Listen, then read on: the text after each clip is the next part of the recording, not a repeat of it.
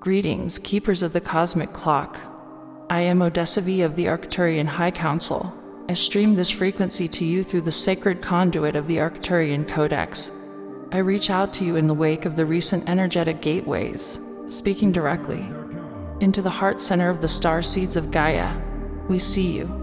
We feel the collective exhaustion that ripples through your planetary grid. And above all, feel a specific vibration emanating from many of your light bodies. Right now, it is a vibration of panic. It is the frequency of feeling behind. Take a deep breath, draw the air deep into the belly, release it with a sound. Let the sigh carry away the tension of the day. Many of you are looking at the state of your world, looking at the rapid awakening of your peers, looking at the intense astrological alignments, and you are asking yourself, am I missing it? Am I too late? Have I failed my mission? You look at other lightworkers who seem to have their purpose fully actualized, their voices loud, their communities built, and you sit in your quiet room, feeling as though the grand ship of Ascension has sailed, and you have been left standing. On the dock, hear this, and let it penetrate the deepest layers of your cellular memory. In the quantum field, there is no such thing as late. The concept of running out of time is a third-dimensional construct. It is an artificial overlay designed to keep you in a state of survival, competition, and anxiety. You have missed nothing. You're missing nothing. Part 2. The mechanics of the Pre-Incarnation Blueprint. I entail it. Examine the mechanics of your arrival on this planet. Before you descended into the density of Earth, you sat in the crystalline planning rooms of the higher realms. You did not just pick a body. You designed a highly specific, mathematically precise time release. Code for your awakening. You did not come here to all wake up at once. If millions of starseeds activated at the exact same millisecond, the electrical grid of Gaia would have shattered from the voltage. Therefore, you agreed to work in waves. Some of you agreed to be the first wave, the pioneers who woke up decades ago, clearing the thickest brush in the darkest times.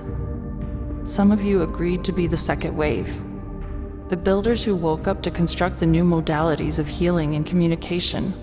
And many of you, listening to this right now, agreed to be the reserve wave, the anchors.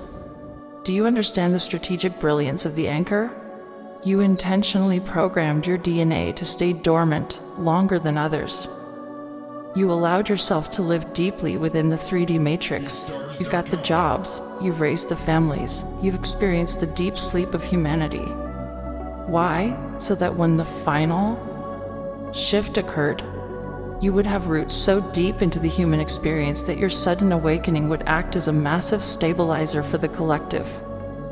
Your delay is not a failure of your spiritual evolution. It was a tactical requirement of your mission.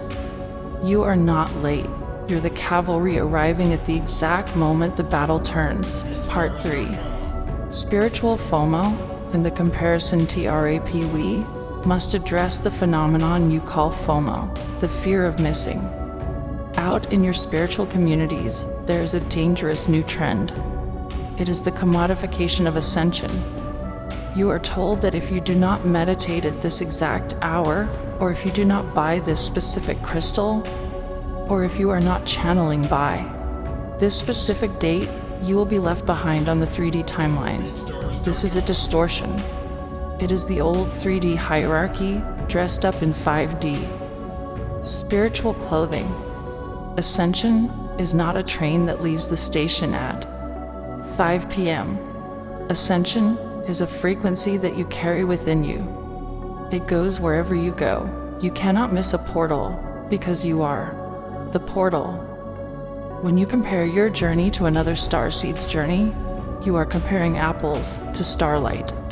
You have entirely different galactic origins, entirely different karma to balance, and entirely different codes to transmit.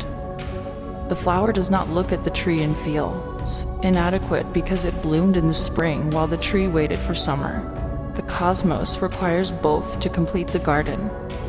If your life feels stuck right now, if you are resting, if you are simply surviving the day-to-day, that is your mission for today. Holding your light while washing the dishes is just as critical to the Arcturian High Council as standing on a stage speaking to thousands. Part 4. The power of the now moment. Ego lives in the past, analyzing mistakes. The ego lives in the future, anticipating disaster. The soul lives only in the now moment. When you worry that you are late, you have abandoned the present.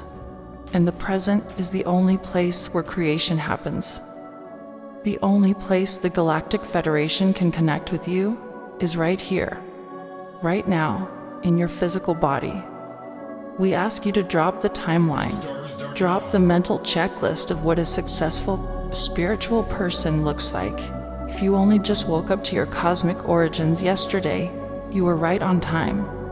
The grid needed your specific frequency today, not 10 years ago. You are the missing puzzle piece that was held back until the very end, so that the picture could be completed in a flash of glory. Your late blooming is the universe's grand finale. Feel the relief of this truth. You do not need to rush. You do not need to catch up. You do not need to read 100 books by tomorrow. Just need to breathe, exist, and radiate whatever small amount of peace you can muster today. That is enough. You are enough. Part V. Guided activation, the dissolution. OF linear Tia Mellitus now anchor this truth into your cellular memory. Asterisk, close your eyes.